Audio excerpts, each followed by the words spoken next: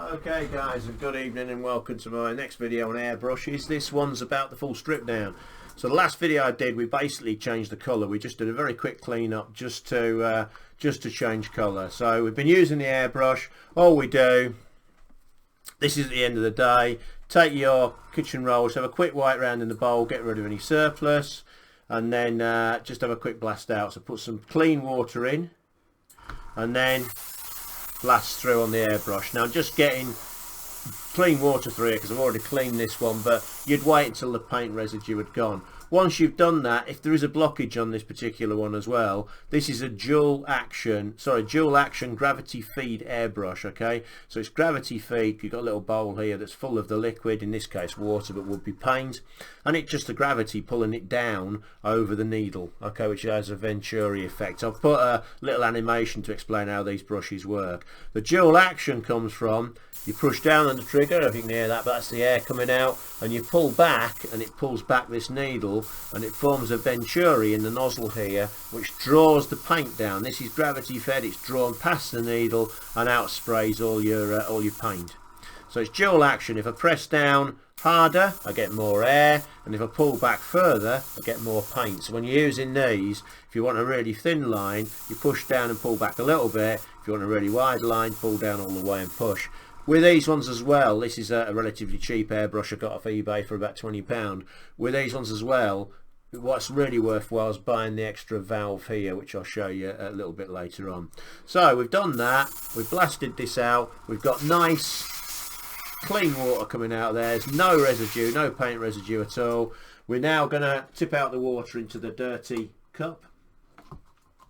You can use thinners. I do sometimes use thinners, and on a strip down I will use the thinners, but I'll use it last thing. So I've got some airbrush thinner here which I'll be using. Big bottle of this. It's just cheaper initially when you're doing a strip down to use water, but I'll always finish off with the airbrush thinner. What it does, it protects the actual airbrush and it stops the needle or anything from rusting or seizing after you finish with it. So that'll come in later on. Right, stripping the airbrush down then. So we finished for the day. I need to strip the airbrush down and make sure that she's perfectly clean.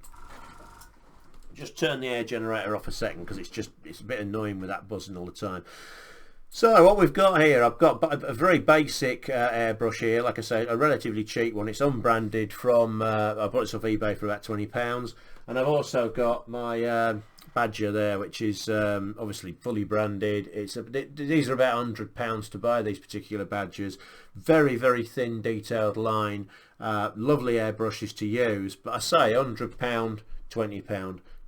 Buy two. You're going to buy the £20 one for undercoating, and you can get away actually with these £20 ones doing really thin lines anyway. So when you're starting out, you want one of these, you want an air generator, and away you'll go, and suddenly all your paints on your rack up here become air paints. You can buy air paints, or you can just thin your normal ones down using this, the airbrush thinner. You can just thin them down and away you go. So suddenly all your paints on your paint rack become airbrush compatible.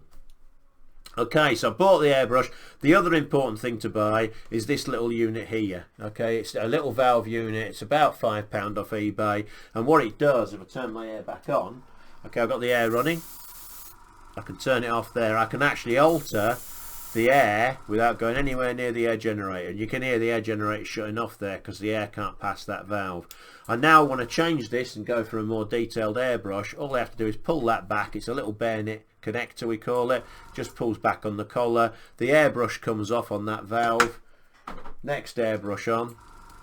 Push it in, click it on, turn the air back on. I'll just take the guard off for the needle, because this particular Badger doesn't have a guard on the needle on the end there. The needle's sticking out all the time.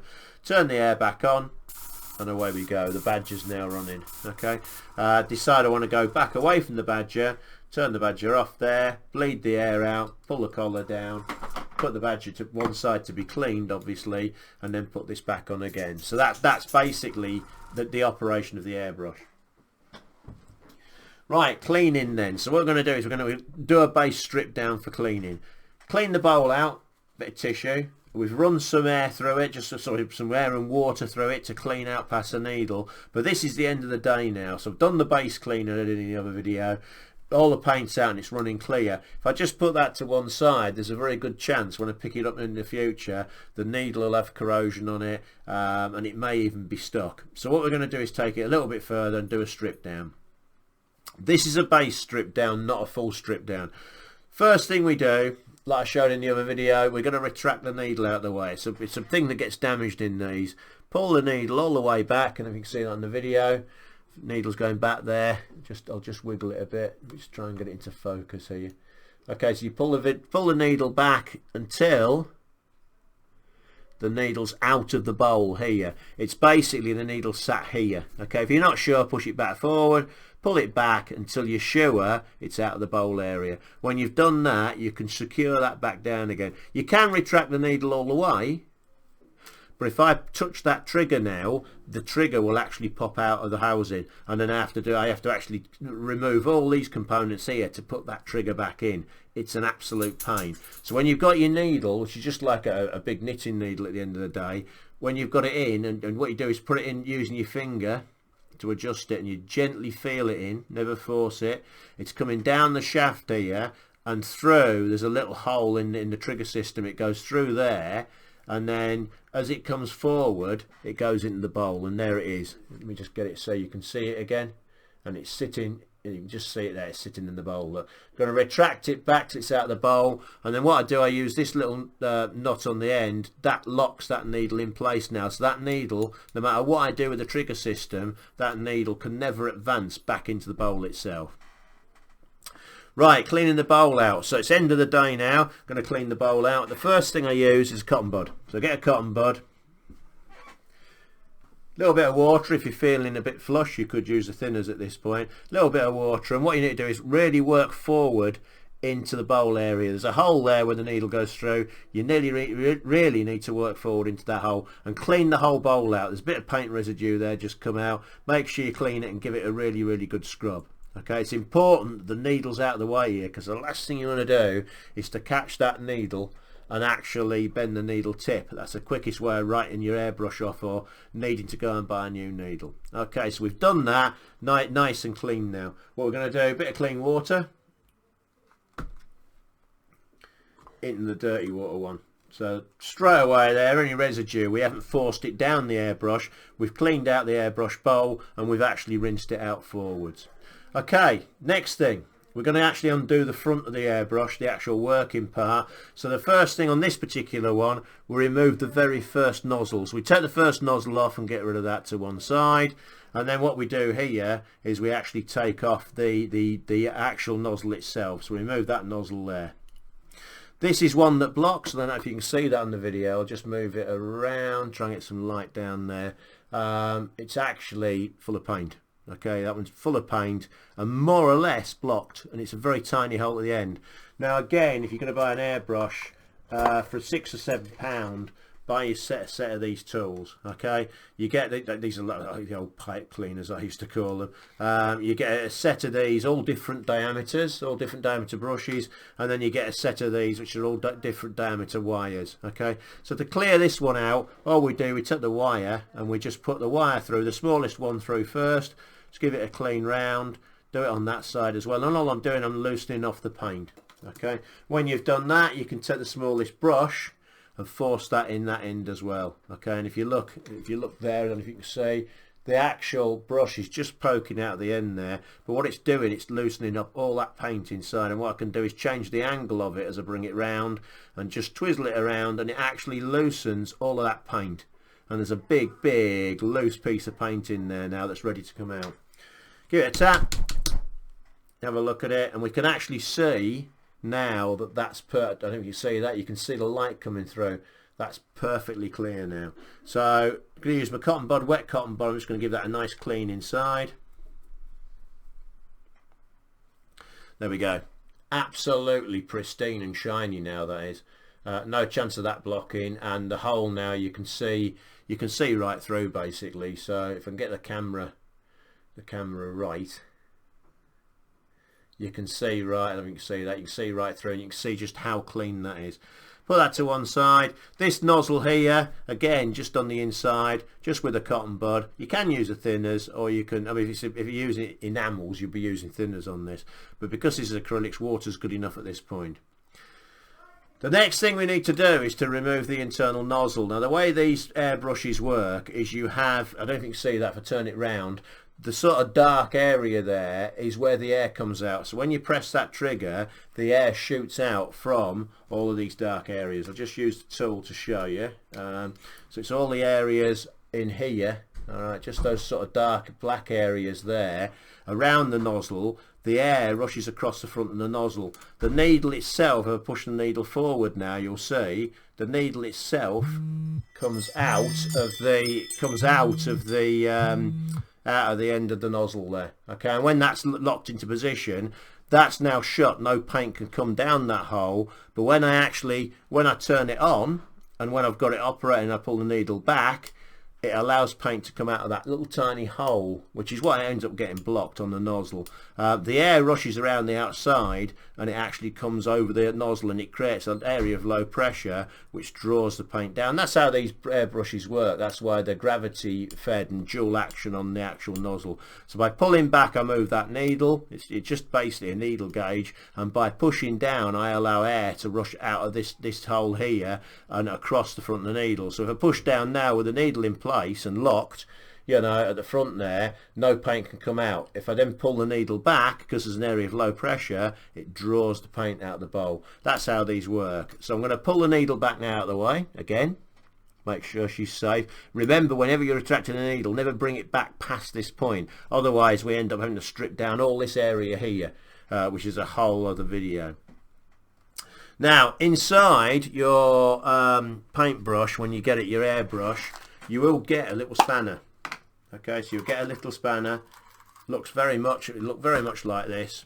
There you go, a little spanner. It's just a little tiny spanner with a piece cut out. All you do to remove this nozzle is you put the spanner on it, okay, and then you just give it a fraction of a turn, and then what that does, it loosens the nozzle, and then with your fingers, nothing else, with your fingers you can actually turn the nozzle off. Okay, so you just give it a twist with that, and then literally with my fingers, I'm sorry about this, I'm covering it with the camera, so with my fingers I'm just, you can see there's a black washer behind it, and it's an extremely thin and fine nozzle. I'm retracting that now. Now the nozzle's off here, and I'm just literally taking a cotton bud, I'm just cleaning the outside of the nozzle itself, okay, and what I use to clean the inside of a nozzle is one of my other needles. So just one of my other needles, and I just literally shove it in the back and just clean out the nozzle itself. If you're having problems and it is blocked, you can drop that into some thinners, in a little cup of thinners, and leave it overnight, and that will clean it out. Okay, put the nozzle safe, because the last thing you do is lose that nozzle on the floor. Number of times I've been on all fours looking for those nozzles is unbelievable. Now when I turn it forwards, you can see now that you've got the dark area outside where the air rushes around, and then of course we've got a really large area there now where the paint comes out in the middle because the nozzle's missing. Again, pick up what I call your pipe cleaning tools. This is the littlest one here, and all you do, shove it in and shove it right back. You can see why this one's so bent because I've done this so many times. Right back until you can see it enters the bowl here at the back. So it's gone right through there, and then all you do is put it in and out a few times. It's just like you're cleaning the barrel of a rifle. I don't know if you've ever done it. Now if you can see there, let me just get the camera angle right, you can see there it's actually right back into the bowl. So once you've done that, now I can retract it, and I know that that actual area is really clean. Putting it back together now, all I need to do is take the nozzle. When you're putting the internal nozzle on, you must do it by hand. There is a very tiny nozzle there, and at the back there is a screw thread with a little tiny rubber washer on. What you do, I like to put my finger there just to line it up, and then feel it in with your fingers. Do not use any tools, use your fingers until you get it to the point it's tight. Okay, so that's back on there now. Let's get it so you can see it. It's very fine, isn't it? But you can see it's back on there now. All you need to do now is, once you've got it into position, take your spanner, put your spanner around the neck, and just give it a quarter of a turn. Not too much, guys, because if you turn that any further you'll strip the thread. Okay, it's one of the quickest ways of destroying your airbrushes. It's these nozzles that split. Okay, so we've done that now. What you can do now is take your needle out, give your needle a clean, making sure that you don't depress this. Don't depress the trigger while you're cleaning it. Give your needle a nice clean now. Make sure she's all pristine and clean. Okay, just checking it over. Now, without depressing this, make sure you don't touch the actual trigger system, because if I press that, it'll pop out. Now, using your finger and not stabbing yourself, being very careful, realign through the back hole here. Realign it through the back hole, and then it basically goes down, comes along the channel here, and it's just, you might just have to feel it. If it gets stuck, just pull it back and keep doing it, and you can see now it's back into the bowl there. And all I'm going to do is return it back up into there, and it's actually come out. I'm just going to see if you can see it. It's actually come out of the end of the... Now, what you mustn't do as well, guys, is to force that too far out the end. If you force that too far out the end, you will split this nozzle, which is another very quick way of writing your airbrush off, or costing you a new nozzle if you have to order one. So position it so it's in, pull it back just fractionally, and then you can lock it down with that nut. Okay, nozzle's back on. Now, do not put the nozzle back on here while the needle's protruding, because if you do, there's a chance you can bend your needle. So if you're doing anything with the actual the nozzle itself, bring her back at least into the bowl. If not, like I showed you before. Okay, so bring the needle back, and there's no needle on the end there, which means when I go to put this nozzle back on, if I slip, I won't actually damage the needle itself. So put the first nozzle back on, and if you've got an external nozzle like this one has, then you put your external nozzle back on itself. Okay, just give her a bit of a clean up there. Just going to clean the body up of the actual airbrush itself, so just give it a nice little clean. Get any residue paint off. Using a cloth here. A bit more water, or you know, even the airbrush thinners if you need to. Once you've done that, return your needle back into position. So we're just going to put the needle back by feeling it all the way in, and then once it's in, I like to just pull mine back just fractionally, and then you lock it down on here. If you don't turn that end nut, the needle will just slip. It won't actually work properly. Okay, and away we go. That now is perfectly done, cleaned and everything. The last thing I do, especially if I've used water, if I'm a bit tight and a bit of a skin flint, what I like to do now is just to plug her back in. So I'll just pick my my airbrush back up. Remember, I've got the bayonet connection, so there's none of this screwing on. I literally just push it on and it's in. Switch the generator back on. Now, because I haven't used any yet, what I like to do is just put some of these thinners in. Don't have to put very much in, just a charge of thinners. And then what I like to do is take a bit of the tissue and basically get the airbrush to run, and just run the thinners through. Okay, so I don't know if you can see that, but there is actually thinners coming out at the end of this. Okay, so you can see it, I don't think you can see on the camera there, it's spraying out the thinners all the way. And it's perfectly clean on here on the bit of tissue that I'm doing. Okay, once I've done that, what will happen now is that thinners will evaporate off, and it'll actually remove any water as it evaporates out. It'll take the water vapor with it. If you're going to leave this for any period of time, some people leave the needle in position. Other people pull the needle back to the bowl and lock it down and leave it in that position. Entirely up to yourselves. I tend to leave mine in the bowl like that. And that's it, guys. It's that simple to strip a brush down. That easy to use an dual action airbrush. Definitely get one of these. Save your pocket money up. Like I say, the generator costs you anyway about 50 quid, and the airbrushes are start about 20 off eBay. And the valve itself's a £5. Tools are a £5. So for £100, easily set yourself up with everything that you need to start airbrushing, and it makes a massive difference to the speed at which you can paint, and obviously the finish as well. Anyway, guys, thanks for tuning in, and I'll see you next time. Thank you. Bye bye now. Okay, guys, so as promised, this is the animation to follow the video. We've got a basic airbrush here. We're going to press down on the trigger, and as you can see there, the air is coming up to the actual piston at the base of the trigger. As we push down, the air bypasses the trigger system, and then it fills the internal of the airbrush around where the paint tube is and the needle. It fills that up with compressed air, and it works its way forward to the front of the nozzle.